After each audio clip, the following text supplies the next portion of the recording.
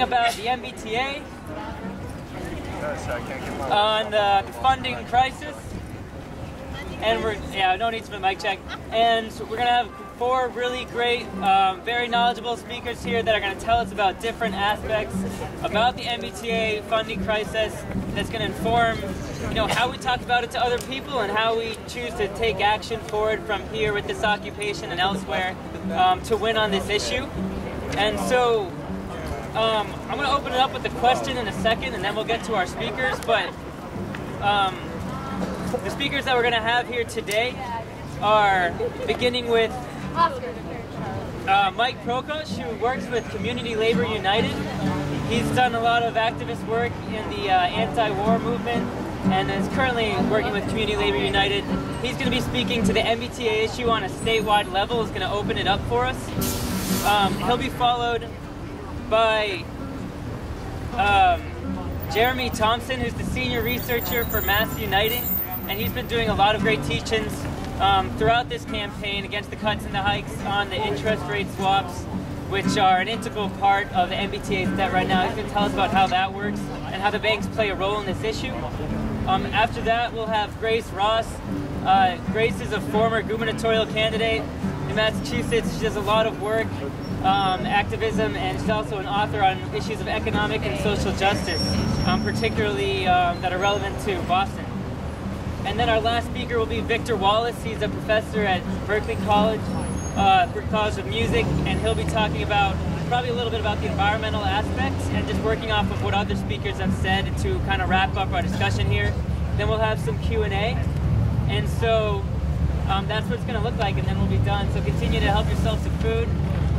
The question that I wanted to open up this discussion with before Mike starts talking is if anyone wants to say just one thing that they know about transportation in Massachusetts, or one question they have about transportation in Massachusetts, so that our speakers can kind of be informed about what's the collective knowledge here, and we can go forward from there. Yo, why is it impossible to get to Springfield and Amherst? Say it louder. Why is it impossible to get to Springfield and Amherst without a car? All right. Cool. Anybody else? One thing you know about transportation, or one question you have about transportation in Massachusetts? And if we could actually all bring it in, I think that'd make this somewhat easier. We're all kind of scattered right now. What would it take to put a toll on 93 to pay for the big dig? What would it take to put a toll on 93 to pay for the big dig? I assume that would require federal legislation. I just want to know the details. Nice. Why isn't it free when there's money for wars? Why isn't it free when there's money for wars? Yeah, Deb. What should happen is that the big dig debt should be taken off the MBTA, given a separate line item in the state budget, so we the citizens could track it, and a separate payment stream. It cannot and should not be paid through the tolls and fares of riders. It was not created by the MBTA. It was created by the big dig culture, crony capitalism, and downright graft. All right. Yeah. Thank you.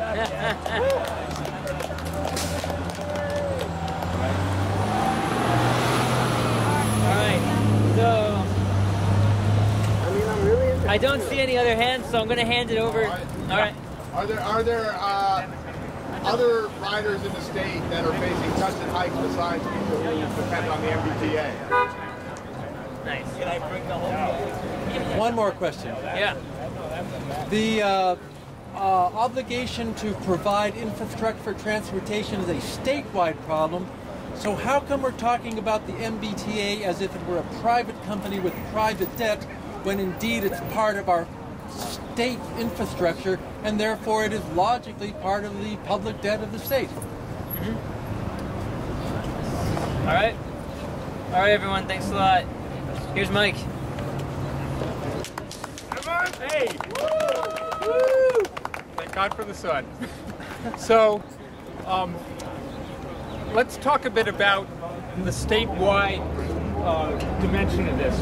We're here about the MBTA trying to get the state to fully fund the MBTA to take away the $5 billion debt burden so that rider fares can actually build a more efficient T, one that actually serves people better, not just fund it but fix it and make it fair. But Thursday, the president of the Senate, State Senate, Grace Murray, said this is a statewide problem and we're not going to just fix the MBTA. Any solution has to deal with the rest of the state. It's got to deal with cars too. It's got to deal with highways, bridges, the whole transportation system. So, we who want to, end this crisis and come up with a comprehensive solution, that's what we're facing. We're facing trying to convince these folks really to solve the problem statewide. And answering Josh's question, there are 15 other regional transit authorities in Massachusetts besides the MBTA. And for anyone who's interested, here's a list of them. I'll pass them out. It's just one copy, but yeah, you got it? Good. Sorry, no, I don't.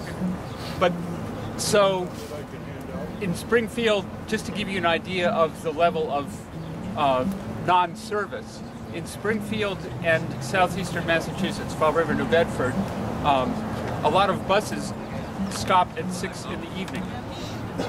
People can't get from work, they can't get the second shift. They got to use cars or hitch or get there somehow.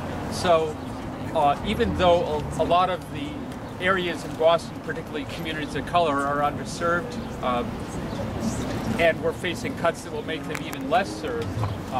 If you look at the rest of the state, it's, in many places it's even worse. And then there are places without any transportation whatsoever, any public transportation. Sure, if it's not loud enough. Yeah. So, Put your mouth right up to it. So how are people actually organizing to solve this on a statewide basis? Most of the organizing that's happened up to now has been authority by authority or town by town. So for example, in Boston, people have been organizing on this for well over a decade.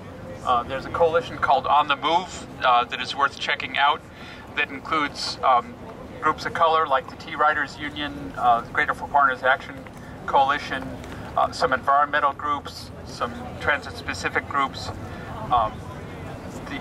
The coalition that has risen up around this crisis, which is very broad, includes a great many communities of color in Boston, and the Amalgamated Transit Union, basically the union that staffs and repairs the T, is getting involved for the first time. There's been kind of a separation between the community part of this and the labor part of this. The Carmen's Union, which is the local ATU affiliate, hasn't been working closely with community organizations, but that is just starting to change. It's a long process because they're different cultures, they're different preoccupations. Even though the riders and the workers have a lot in common, they haven't been working together. If you attended the hearings about the MBTA, you heard about the way people feel a lot of the drivers treat passengers. So there's a lot of history to overcome and a long path to bringing it together and having an effective together working coalition. The organizing that's been going on in Boston and Greater Boston is pretty impressive. There's this very strong youth base, which you also saw if you were at recent hearings, and that didn't just happen because youth are going to get cut severely. It happened because people were organizing that base, working with folks, mobilizing them, and I actually ran into a guy named Bob Terrell, who's a leader of On the Move, the kind of main Boston transportation coalition up to now, and commented how quickly in the MBTA hearing in Dorchester, people went from the immediate crisis and the cuts that people are facing now to the overall problem of the debt. It took only about 3 speakers for folks to say, you're going to be back here asking for another $100 million next year.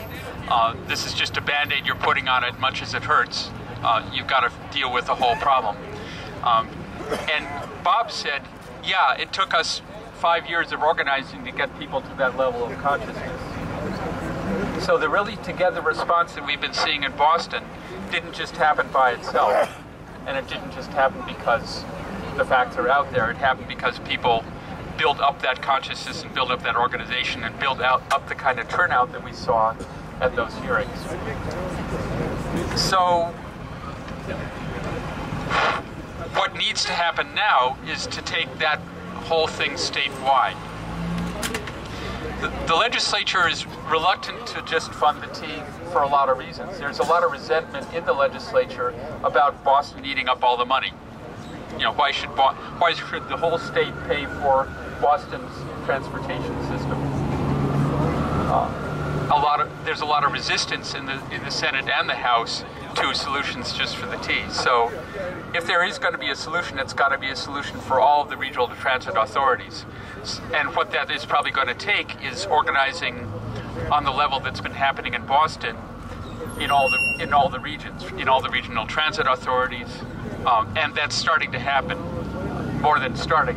In Fall River, New Bedford, the union and the community groups working together have one Saturday service, some Sunday service, and now they're working on extending past 6 o'clock in the evening bus service for Southeastern Mass. In Springfield, there have been a couple of packed meetings of the Regional Transit Authority there, again with the union and community groups participating together, organizing together, and they are demanding similar solutions to their completely inadequate public transit service there. This is the kind of work that's going to happen place by place, and it's going to probably have to be driven by the people that are the most affected, by communities of color, by working class communities, and by bringing together the unions and the community groups, because they have different forms of power. The unions have a lot more political access and a strong membership base. The community organizations have mobilizing capacity, the capacity to really pressure their legislators, the capacity to kick up a fuss. So a community labor alliance is kind of a no-brainer or a lot of brainer as a solution to the crisis, and that is starting to come together. But I wanted to ask folks also to think about the strategy for a minute and think about, or throw in comments about, if you had to convince the folks up here, if you had to convince this legislature to fully fund the T and the other public transit systems in Massachusetts, what would you do? What would your organizing approach be, or what would the first step you would take be?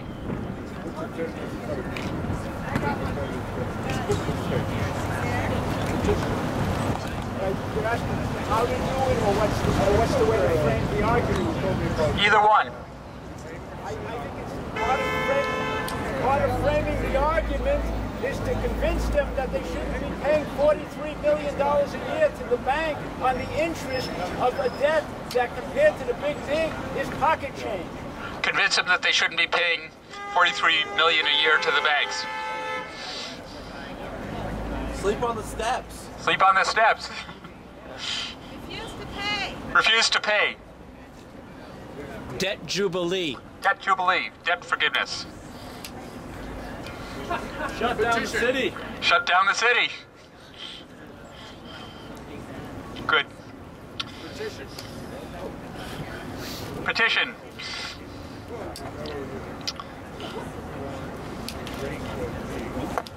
So let's give it to Jeremy.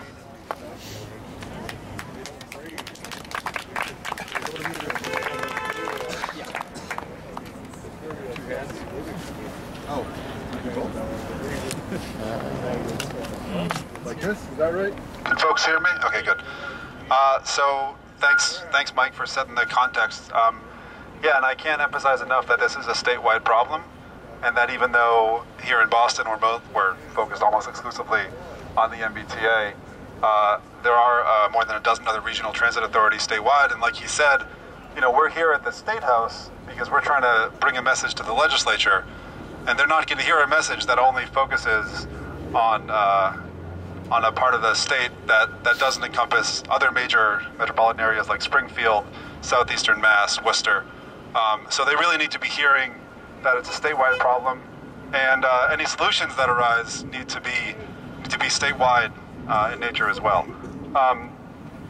So what I'm here to talk about today, I mean, I can talk about a number of things as questions come up, but mainly what I've been focusing on for the past couple months are these things called interest rate swaps, which many of you have now heard about. Some of you know a lot about, some of you may not know much about or anything about them at all. Essentially what they are bets that the T made and that governments all around the country have made over the past 20 years on the direction of interest rates. And the reason the T has made these bets is because supposedly trying to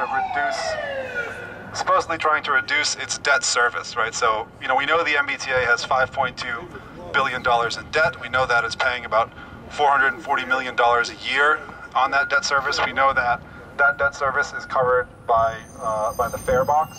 So what we pay in fares goes basically exclusively to the debt. And so even these fare hikes aren't going to make a dent. They're just going to pay for more debt service. So the MBTA unquestionably has a debt problem.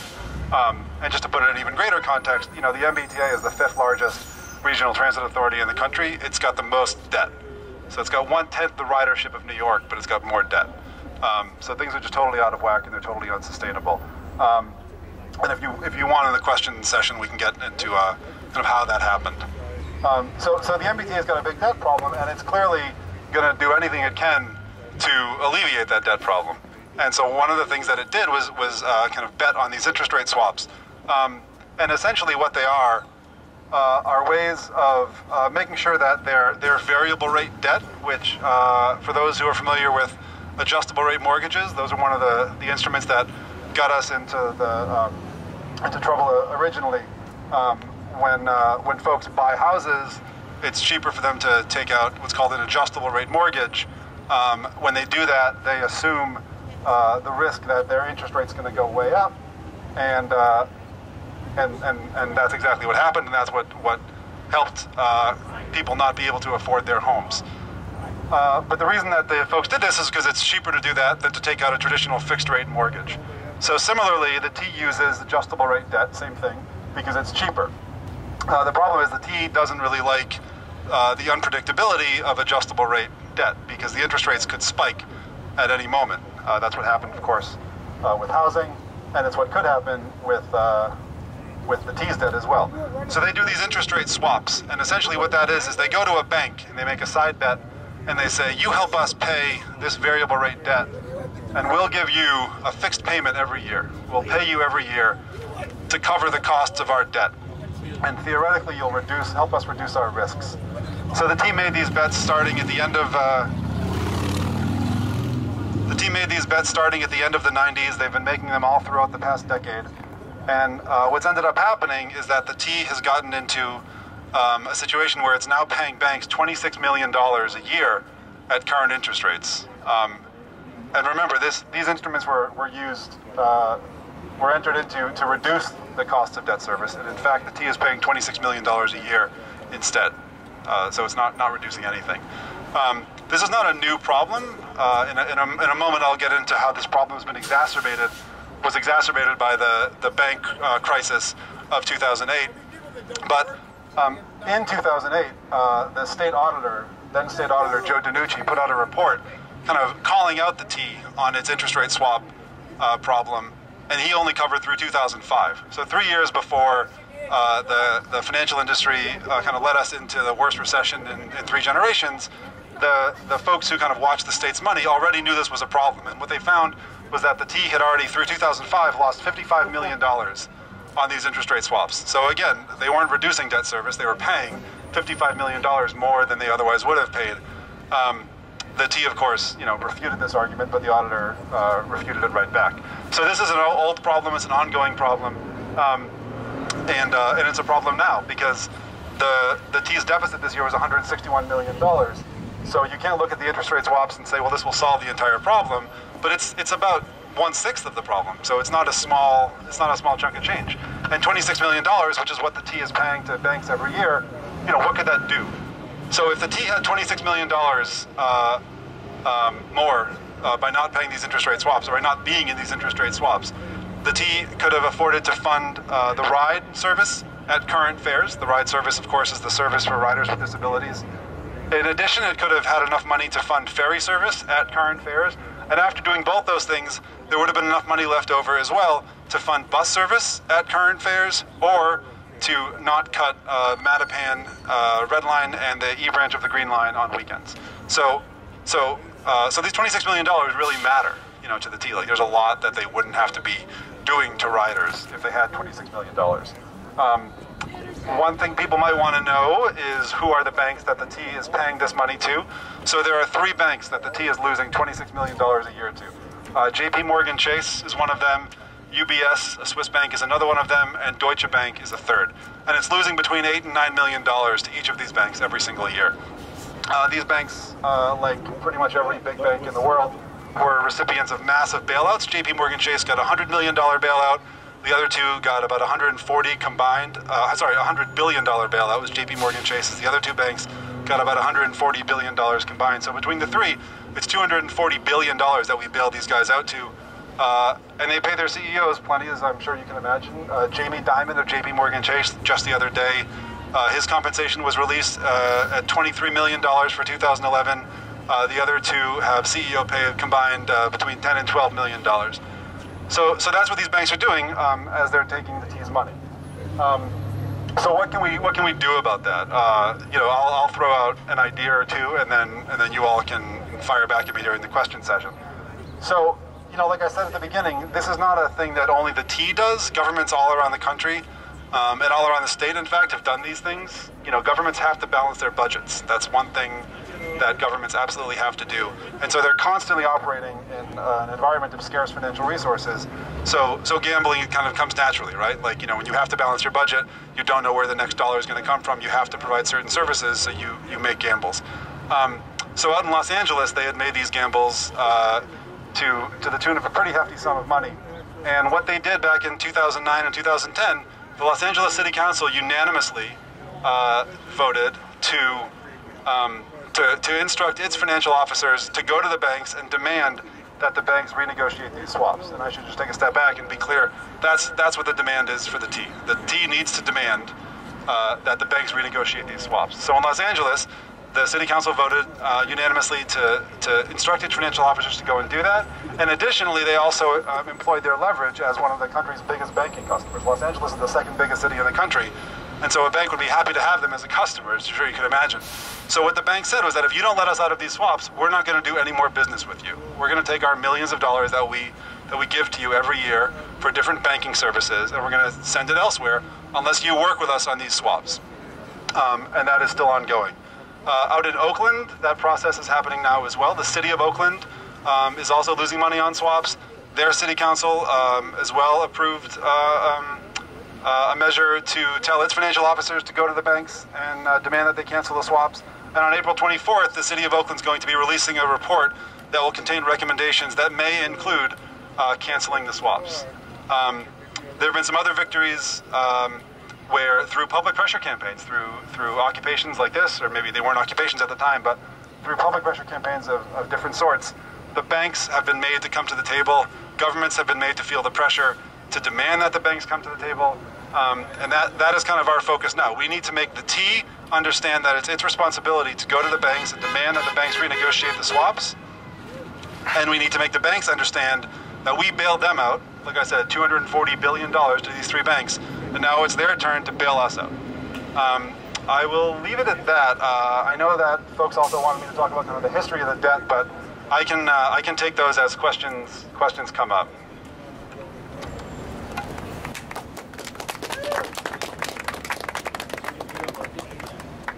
Is that the strategy? Well, Bob, Thank you, Jeremy.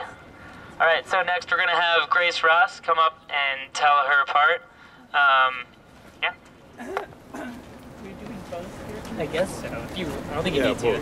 Yeah, this both? one does it. Well, this is, what are we doing this one for? Hello, hello. The bass. Okay.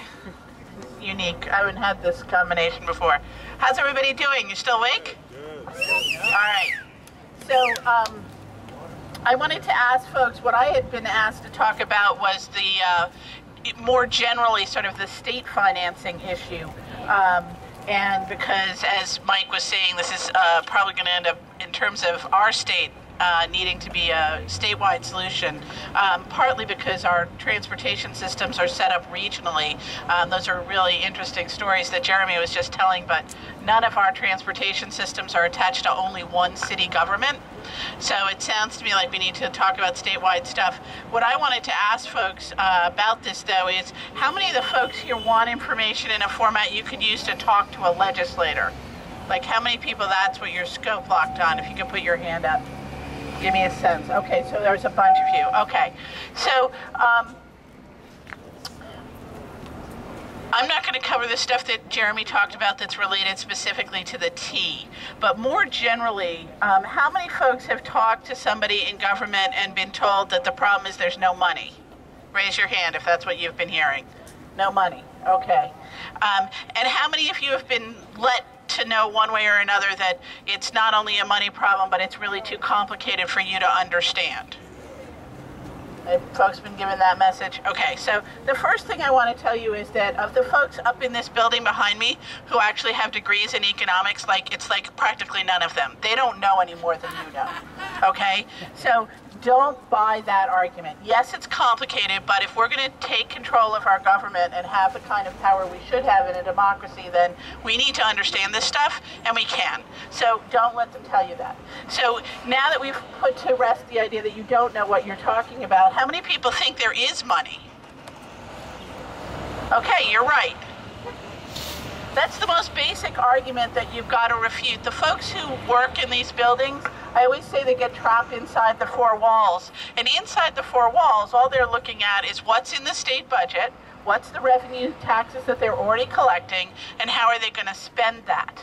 But we know the problem is that they're not collecting a bunch of the revenue they should be collecting, right? It's not like there's no money. I mean, yes, I would argue we're in an economic depression, but I assure you that Diamond, the CEO of JP Morgan Chase, is not in a depression. So there's still plenty of money. We are still the third richest state, I believe, in the United States. So if we could kind of close the barriers of our state and say to everybody, look, you have to invest here, everybody has to pay a reasonable fair share into the pot, we would have plenty of money, okay? So it's not that there's not enough money.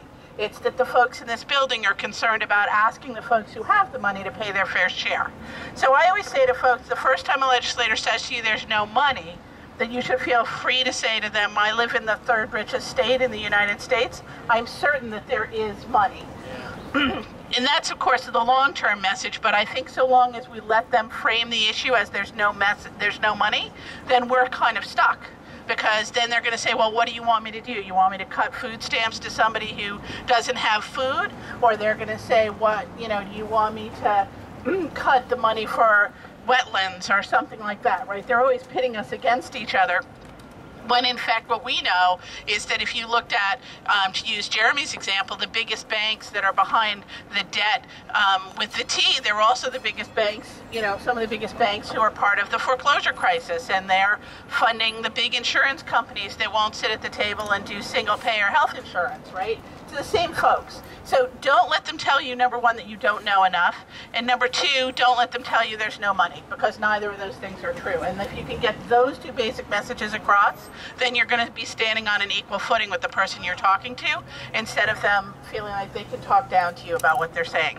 Now, the state is short of money. The state is short of money for a few reasons, and it's really affecting public transportation.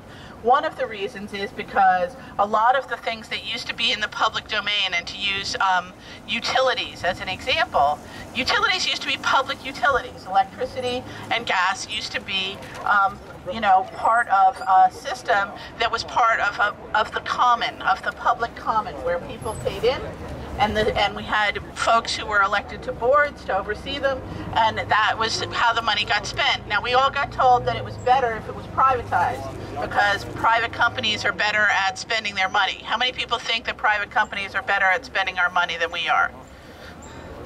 A little bit. Okay, we've got a couple of hands. So if we look at the question of public utilities, what happened was there was supposed to be competition, and that was supposed to lower our prices. But if you look at the actual statistics, starting in the mid-70s, when a lot of these decisions were made by government, the prices went through the roof. Within about a decade, we were paying way more money than we were paying before.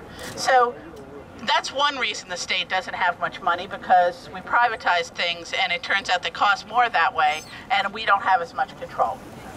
The second thing that happened is that when the economy was supposedly doing well in the 1990s, they cut taxes. And they cut taxes in a way that we usually hear about tax cuts. We're told, oh, this is going to be a great tax cut because the average cut, everybody's going to get back $300. But in fact, what they usually do is a tax cut that's done by percentage. So the more money you make, the more money you get back. And if you're like the rest of us who don't make tons of money, we don't get much money back at all. But they were doing a lot of those kinds of cuts in the late 1990s and early 2000s.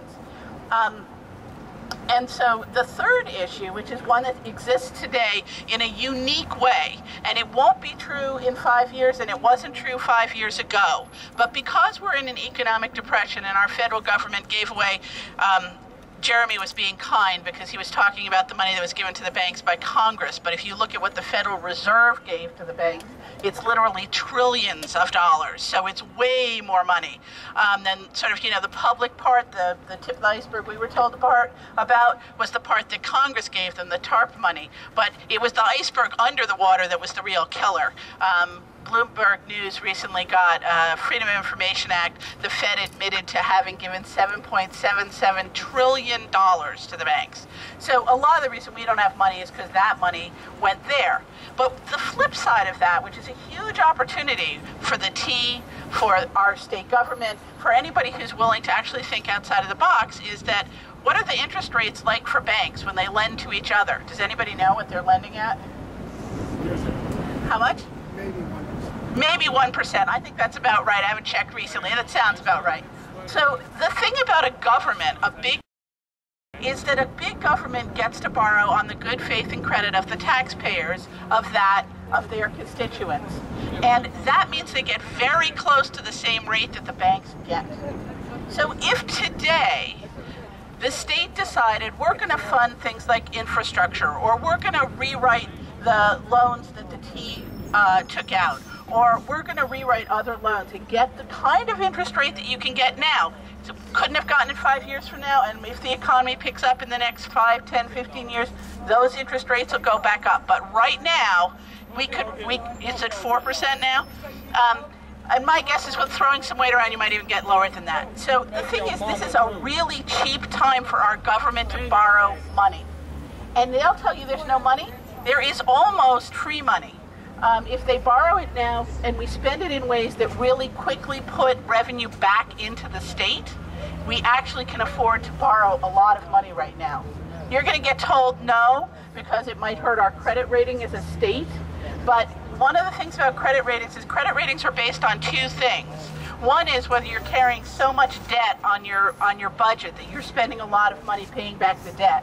And the other is whether the business, whatever it is, the going concern, is going to die in the future or whether it's growing in the future. What are they projecting forward? Well, since it's cheap to borrow right now, we wouldn't be carrying a lot of new debt payments if we borrowed right now as a state. And guess what? The state's going down financially because they're not borrowing the money that we need to rebuild. whether it's to run the T or run the programs in Southeastern Mass like Mike was talking about so that people could get to second shift jobs, or borrowing even the money to do the infrastructure work. And I know some folks here probably have an image of a public transportation system that's more electric and less gas, that might actually require rebuilding infrastructure. Guess what? This is a fabulous time to borrow money to do infrastructure work. And infrastructure jobs pay well, and guess what happens then? Your money that you're bringing in as a worker gets spent in your local community, and it starts helping your local economy do better, and you pay income taxes on it. So this is one of those places where it should be a no-brainer. Yes, it requires government officials thinking completely out of the box, but this is the time when you borrow money for infrastructure projects and good-paying jobs to do the transition we've got to do anyway on transportation and in other areas, and it's completely affordable. And if it means that 5 or 10 years from now we haven't paid back all that money and the interest rates start going up, we deal with it then. But if we just borrowed the money that's already been approved by the legislature, that it only required the governor to act, if we just borrowed that money, it would be almost 200,000 jobs for the people of Massachusetts. And a third of that money is green jobs money. And we could argue that transportation, shifting over to more green types of transportation, public transportation, is exactly where that 1/3 of the money should go. So that's just one way to think outside of the box. There are probably some other ones, but you know the truth. You know where we need to go. You have a vision of what we need to create. And it turns out that if we can get our government to think about the present, not some theory, but where we really are financially now, we can get from here to there. Thank you.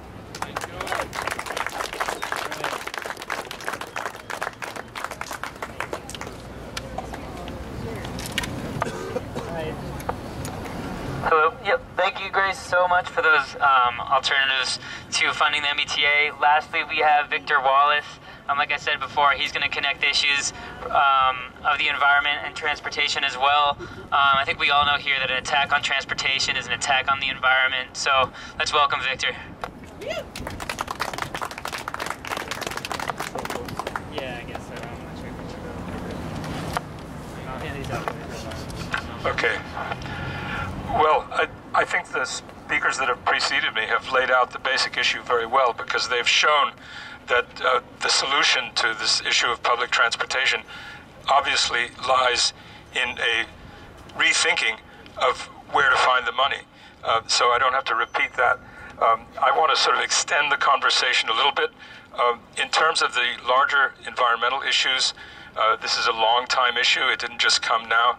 I wrote this piece a couple of years ago for the U.S. Social Forum, which Brett is handing out now. I'm not going to repeat what's in there. You can.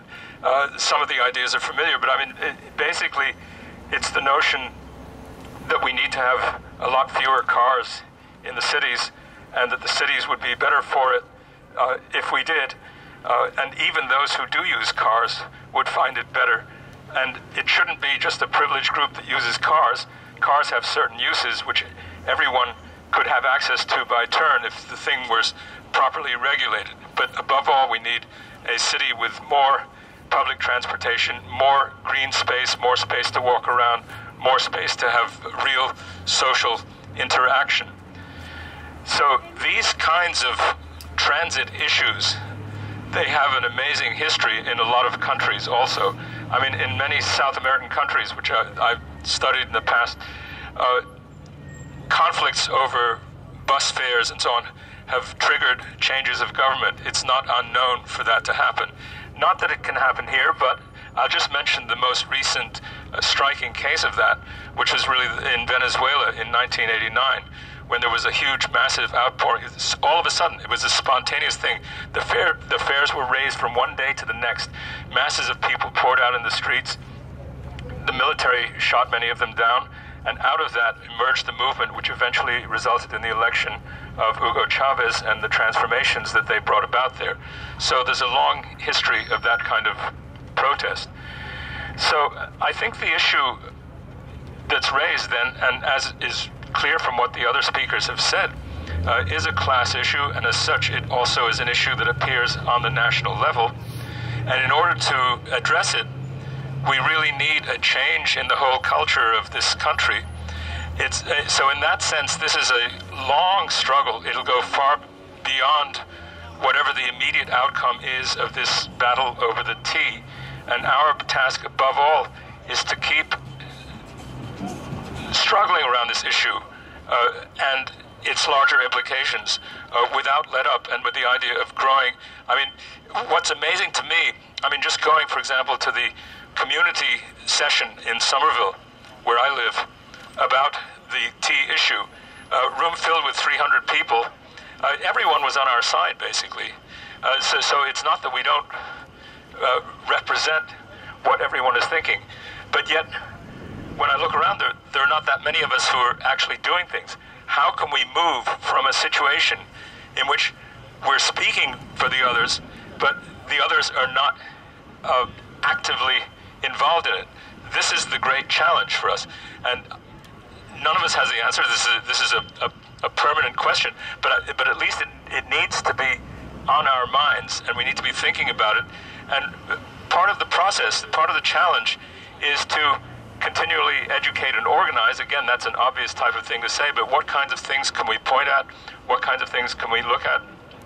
Obviously, a place to start is with Howard Zinn's People's History of the United States, which I'm sure many of you know. But one of the things that a book like that does is to give you a sense of confidence, a sense that in the course of people struggling, they have been able to win victories, and it's very important. And one of the things that's striking at the present time is to notice the extreme nature of the situation in which we find ourselves.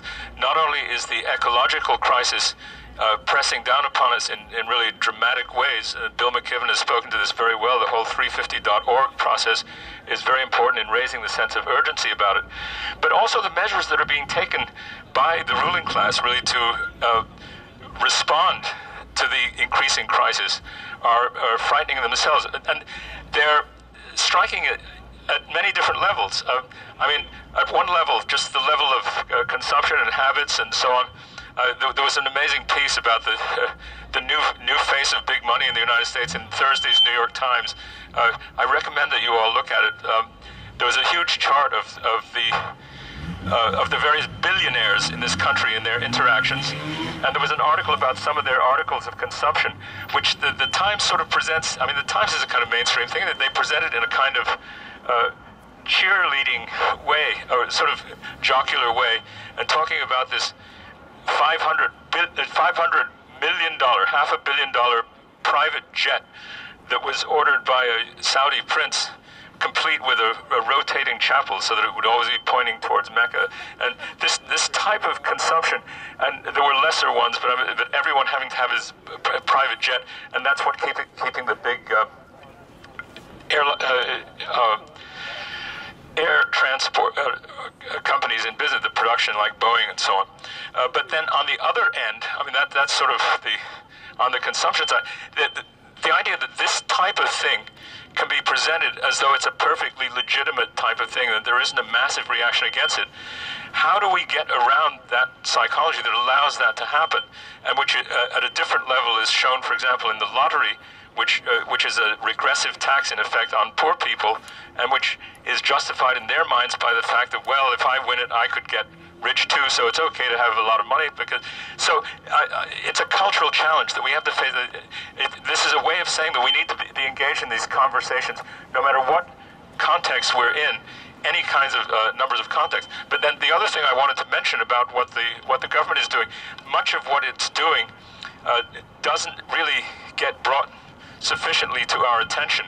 I just learned, for example, maybe there's something deficient in my sources of information, but I just learned, for example, 3 weeks ago, this new executive order that was signed by Obama called the National Defense Resources Preparedness. How many of you have heard about that? But you're a better place than I am. Anyway, it effectively gives the president dictatorial powers to be proclaimed at any moment, to mobilize the whole population, to take over all control of all food supplies and all resources, health resources, and so on, and get people to do whatever. I mean, so it's an extension of things that are already being done, but it's a kind of anticipatory step towards responding to crises which they themselves are creating. So this is just an example to illustrate the urgency of the situation in which we find ourselves. And so all the it's great that we have an issue like that of the tea, not only because it's important in itself, but also because it brings together so many people. But the idea is to get, from the discussions that we have about this, on which everybody has an initial point of agreement, to move into these larger questions. And that, I think, has been the role and function of the Occupy movement. This has played this enormous role in making these kinds of questions present to everyone throughout the country, giving us a space, creating a space in which we can actually begin to address them and have the hope of beginning to transform the culture, and thereby, within that context, being able to create organizations which can function as real political forces and a real threat, so that we don't have to just face an election in which we are offered the populist rhetoric which Obama is now offering, while at the same time he's implementing these policies which are actually building upon and going further than Bush in doing the same kinds of things. Like, so, whereas Bush would get someone kidnapped in a foreign country and thrown into Guantanamo, Obama gives the order, well, just kill them directly. And so the things that they're doing are basically the same, if not even more severe, and yet the debate that we're subjected to doesn't allow us to actually present our own choice, to present a real alternative to the dominant paradigm. So it's not new to say that this is a challenge. It's been the case for a long time. It's just that it's getting more urgent, and we are beginning to come together in a way that holds the promise of building on this. Thank you.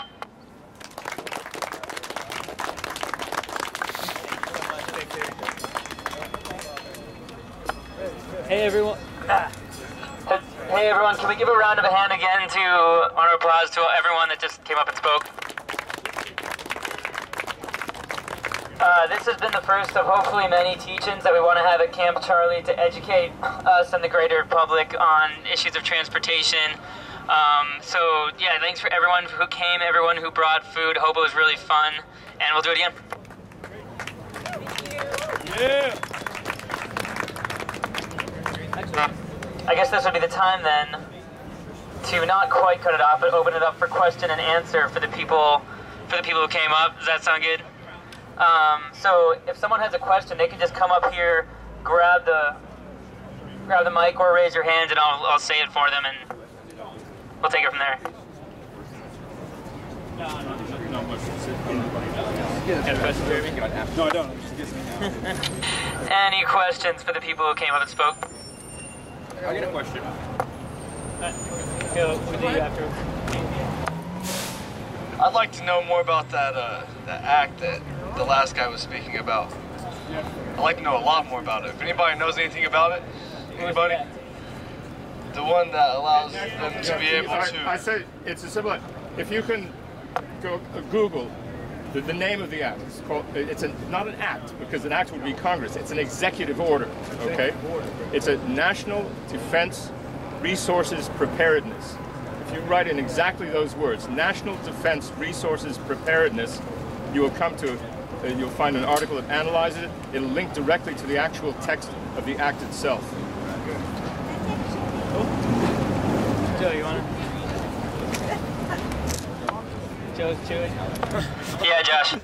My question is for Jeremy. Now that the tea fight has really moved from the MassDOT board to the State House, how do we keep the pressure on the interest rate swap, since the focus isn't really over there anymore?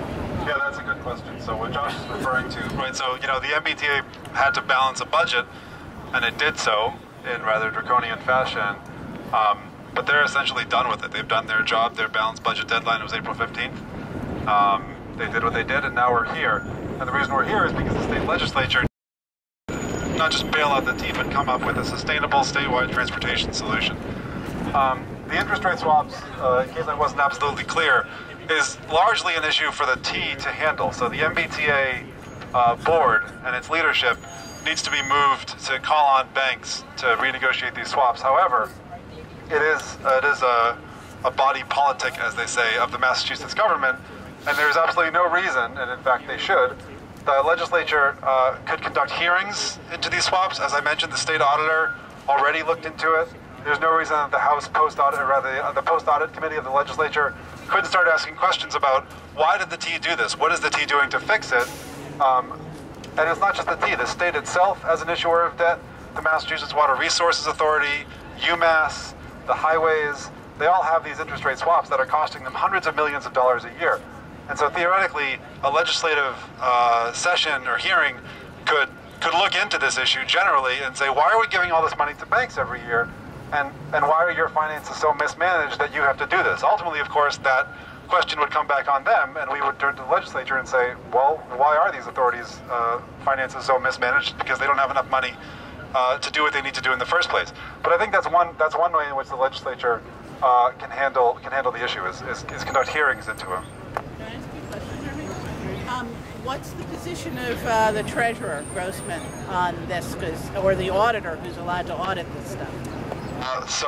What Grace asked was, what's the position of the Massachusetts treasurer, Steve Grossman, on this, who manages the state's debt, and the position of the auditor, who audits the state's money. Some colleagues of mine had a meeting with the state treasurer's office almost a year ago about the state's interest rate swaps, and they kind of answered the same thing that the MBTA did, which was, look, we can't just blow up these deals. It would destroy our credit. We would never be able to do business with banks again if we unilaterally dropped a deal with the bank. And I don't know about the destruction of credit, but they're probably right that they can't just unilaterally get out of these deals. I mean, that's a bad idea, which is why in the places that I had mentioned earlier, the demand was not to simply get out of these deals, but to call on the banks to come to the table to renegotiate them. So the treasurer's position, last I heard in June, was that we don't really want to go and ask that the banks renegotiate them, but that's where public pressure campaigns come in, right? You have to move the treasurer to demand they come to the table, you have to move the banks to come to the table. The auditor, I have not yet got a sense of what her, auditor Suzanne Bump, I don't know what her position on the swaps is, but I can assure you that every elected official in state government, especially those with gubernatorial ambitions in 2014, would like to have an issue that kind of sets them on the side of the 99% and against the banks, and the swaps are definitely one such issue. I got to follow up on that. Who in the State House has the authority to call the hearings you're talking about? I'm thinking about if it'd be possible to, for instance, occupy such a person's office until they endorse such a call. Yeah, so generally it's called a post-audit committee. That's the committee who's kind of legislatively oversees state spending. There's no reason the Joint Committee on Transportation couldn't do it. There's no reason the Joint Committee on Financial Services, which oversees the banks, couldn't do it. And there are any number of places to take it. But primarily, I would say it's the post-audit committee. They're the ones who would ask the question, where's the state's money going? Is it being put to good use? And what can we do to make it, to put it to better use? Jeremy, who are the chairs? I think either Morrissey or Montigny is the chair of the post-audit committee, but don't quote me on that. You can just go to masslegislature.gov, look for the post-audit committee, and you'll see who the chairs of that committee are. That's a good idea. They do need to be moved to do something. I also just want to add one thing.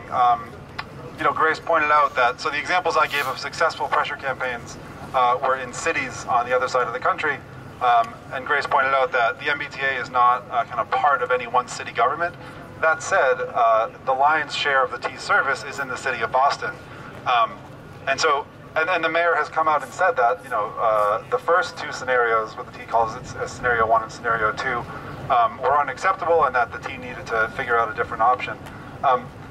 So right now the city of Boston does a tremendous amount of business with JP Morgan Chase. I mentioned there are 3 banks that the T is losing money to. It's JP Morgan Chase, UBS, and Deutsche Bank. So the city of Boston does banking with JP Morgan Chase. In other words, it keeps money on deposit there. It does bond business with JP Morgan Chase. And it also gave JP Morgan Chase a $2 million property tax break in 2008. This is a bank that has $1.8 trillion in assets and pays its CEO up to $20 million a year. And yet, somehow, it got the city of Boston to give it $2 million over a 14-year period to relocate within the city of Boston. Just a disaster of a property tax break, if you ask me. But I do think that it puts JP Morgan Chase in the position of owing us something. And I think that it should be one of the next steps of anyone interested in seeing these interest rate swaps fixed on the part of Occupy and the part of other organizations to go to the Boston City Council, to go to the mayor and ask them to do something similar to what happened in the West Coast. Say, we're not going to do business with you, JP Morgan Chase, if you don't help out the transit system that serves our constituents.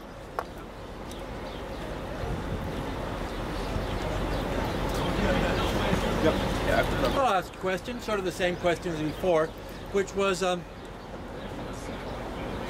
transportation system is part of the state.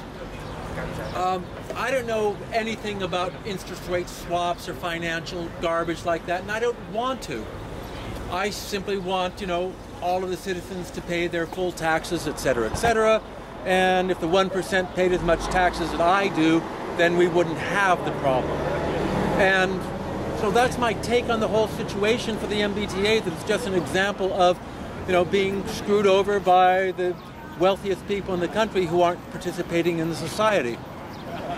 So it certainly is a question of fair taxation, no question about it. There will be next fiscal year before the House legislature and before the governor. It's going to be a huge issue, which you're all going to be hearing about, and which you can hear about now if you do a little bit of research. Something called the Act to Invest in Our Communities. It's being sponsored by Senator Sonia Cheng Diaz of Jamaica Plain, and I believe Jim O'Day of Greater Worcester. Yeah, and essentially what it would do is it would raise the income tax rate on Massachusetts taxpayers, but would also raise the minimum exemption. And by doing the latter, it avoids hitting most working families with a tax hike, and instead puts the tax hike on higher income earners. And it would net $1.5 billion, which I should point out is not enough money to fix a fraction of the state's problems, but it's a big deal. The state's got a $30 billion budget, so it's 5% of the budget.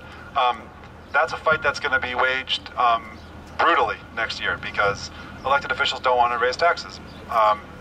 But that's something that you should definitely keep on your radar screens. And some of that money will go to transportation. What's the exception? What on that proposal? What is the exception? The exemption? I know. Yeah. What's the level that they're proposing?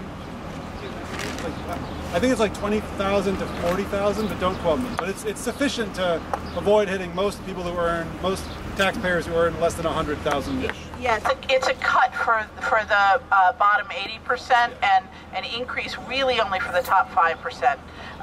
It's really, I consider it a tax shifting proposal. What I wanted to add to what Jeremy said is although it won't probably get discussed until the next legislative session, every single legislator is running for re-election this November. So this is the year to get in their face and say, you want my vote? I want a commitment that you're going to shift the tax burden and increase revenue by taxing the very wealthy. And that's a position that you should ask them in a public setting. Like if you hear that someone's running for representative in your area, go to some public question and answer thing where the media is going to be and get 5 of your friends to go sit in different parts of the audience, and every single one of you ask that question in a different way. Make them go on the record because we want this vote. We should have gotten it this session. They just tabled it. Well, Senate to study, same thing. It's a great opportunity. This is the time when elected officials are vulnerable to our opinions, is when we can call them out publicly when they're running for office. So, may I? Give a direct response. I do want to follow up with that in the sense that raising taxes, even ostensibly on the wealthy people, doesn't mean anything because they're not paying their taxes. They have loopholes. If they just paid the taxes they owed today the same way I pay taxes, the problem wouldn't exist. So it's not the tax rates, it's the loopholes. Yeah, it is. Hello. It is the loopholes, but loopholes are made by policy. And so what we're talking about is changing the policy. This legislation, which Jeremy gave you a hand wave at, closes some of the state-level loopholes. A lot of what you're talking about was created by the Bush tax cuts at the federal level, and our state tax system and our federal tax system are quite different. But this bill actually does close some of those loopholes as well. So I had a couple questions. I'm interested as we fight this defensive struggle against fare increases. and service cuts, to try to also think about ways we can go, if you will, on the offensive in terms of shifting the public debate and putting like big systemic change on the agenda, right? I'm not as although it'd be great to convince some of those people to hold hearings. I really want to think about how we can shift the public debate. So I wanted to ask a couple questions about fares and the very idea of having a fare dependent T system. There was a great post by Tyson Hawk on the MBTA list this morning. I don't know how many people have been on email today because we're doing other things, but about how fares aren't fair. And how they are, like the sales tax, a regressive tax. And I was wondering if anyone of you three would like to elaborate on the ways in which fares as a way of funding public transportation or anything are really not fair when you think about the kind of class stratification, the unequal the economic inequality we have. And then from that, I'd like to also pitch it to maybe Victor after we go through the fare thing to talk about like basically how the car-dependent public transport or the transportation system that we kind of take for granted came to be in the first place. Because I mean, I think we get like that's been so like 50 years, 60 years of that. It seems so natural. But I wonder if we could get a little history on how that came to be, and also maybe a little ecology on like how the ways in which we can't afford that anymore as a society if we ever could. You know, so I like a little more big picture here on the fares, and then on like car culture or car addicted transportation in the first place. So I think you. It's a delay. Okay, sorry.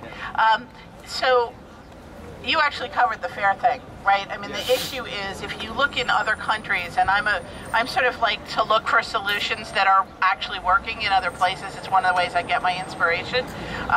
But there are some cities in the world that decided that they were going to get off the cars. And what they did was they actually changed their entire transportation policy. And I'm not going to remember, there's some really actually good examples, and I'd have to go look up the website, but particularly in some of the cities in Asia, where what they did was they literally just took certain lanes on the biggest highways. They made them bus lanes, and and they set it up so that they went from, our problem is that almost always, and this is true of the federal programs for funding like alternative transportation or trying to do new kinds of transportation, they always start small. The problem is that if you start small, then the incentive for people to move from their car to a small, not very functional, inadequate system isn't there. So what they did in these countries was, and it was policy decisions, where they literally shifted in a very large way, very quickly. And what happened was that there were enough buses so that it no longer made sense to take your car. Like literally, there weren't enough lanes, and there was a fabulous alternative. They moved very quickly over to buses. Now, I keep thinking that in our situation, because ultimately we don't want to be on buses either, but what you do is you set up bus systems that are working. Once they're working well enough, you move over to light rail. And it's actually a pretty straightforward process. It's not that expensive, but what it does require is a policy decision that, you know, is decisive. Not one of these, let's try a few buses and see if it works. Because it doesn't work. It's not a big enough volume. There's an issue of economies of scale. You have to jump big enough, fast enough for it to actually work. You look at the number of cars just in Boston commuting in and commuting out. You know, when they talk about the bio lab that they want to create and have, you know, all these dangerous toxins, you know, somebody was looking at the evacuation signs. If you're at rush hour, you could never get past an evacuation sign, right? I mean, you're there for 2 hours anyway. If there was an actual evacuation, forget it.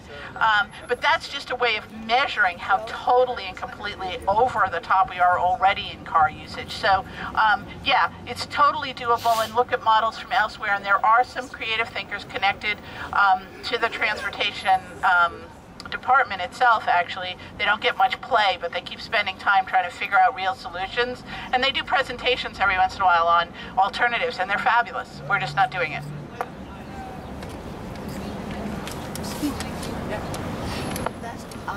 Hello. Yeah.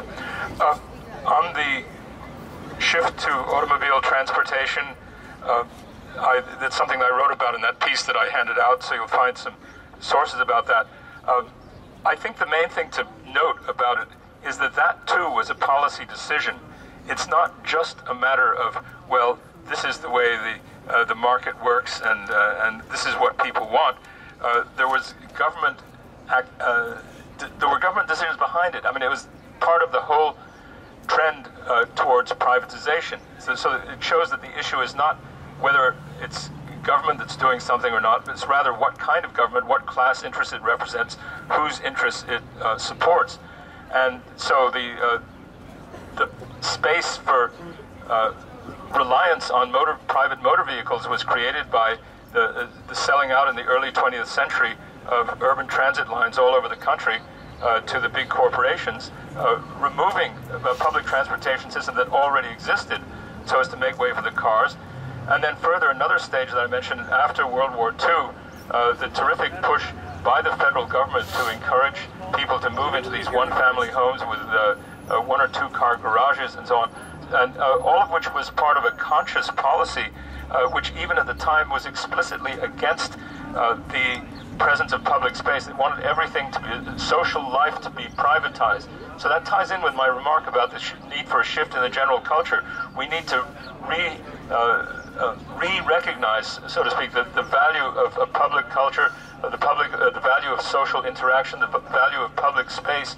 This is all a part of the shift back to public transportation, that it's not just a convenient way to get a lot of people around. It's also a more pleasant, more humane, more, I don't know if I should use the term, civilized way to interact, where you're not in this competitive rat race with other people and in these horrible traffic jams and so on, but instead you're in a situation where you can do other things or you can talk with people or whatever.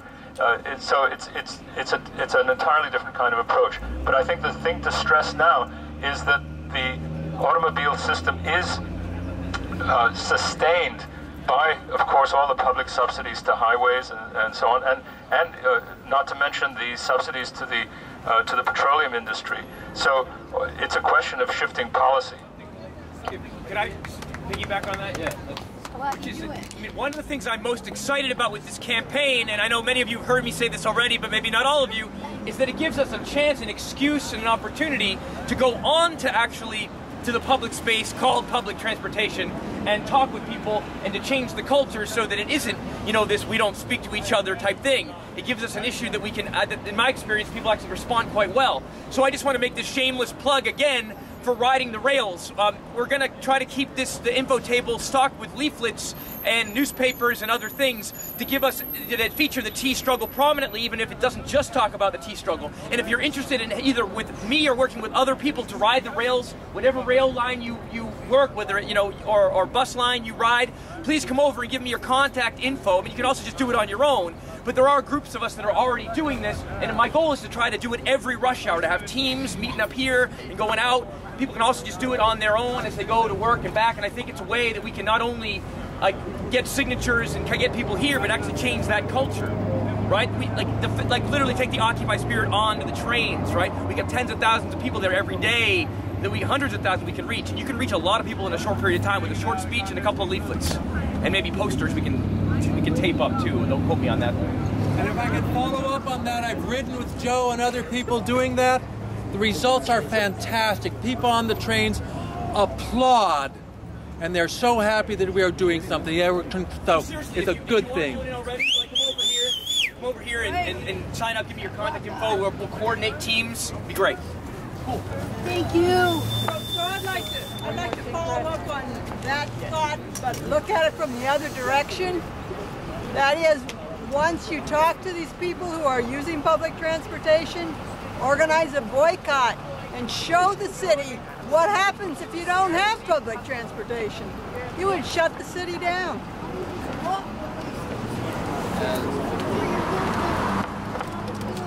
I know we're going to be wrapping up. If there's anybody who wants to just for a few minutes put your heads together about how to influence talking to a legislator, or if you want to go after our auditor or the treasurer, I'd be happy to strategize with you for a few minutes. Thanks. Wanted to let everyone know also that the video for these teach-ins will be online tomorrow at OccupyBoston.org. So if you didn't catch the whole thing, please check it out there. Thanks everyone again.